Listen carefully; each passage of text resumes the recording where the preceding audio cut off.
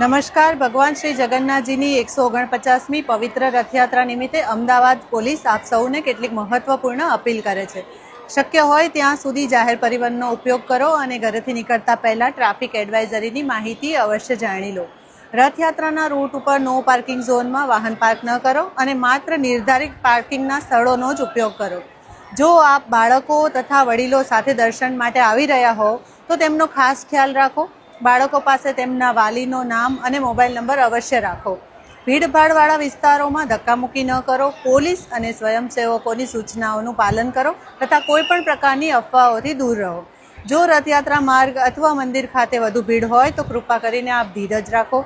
મંદિર બહાર મૂકવામાં આવેલી LED સ્ક્રીન તેમજ અમદાવાદ પોલીસના અધિકૃત સોશિયલ મીડિયા પેજ પર ઉપલબ્ધ લાઈવ દર્શનનો લાભ લો. કોઈ પણ શંકાસ્પદ વસ્તુ વ્યક્તિ નજરે પડે તો તરત જ નજીકના પોલીસ કર્મચારીને જાણ કરો. આપનો સહકાર, સંયમ અને શિસ્ત જ સુરક્ષિત અને સફળ રથયાત્રાની ઓળખ છે. અમદાવાદ પોલીસ તરફથી આપ સૌને ભગવાન શ્રી જગન્નાથજીની 149મી રથયાત્રાની હાર્દિક શુભેચ્છાઓ. જય જગન્નાથ.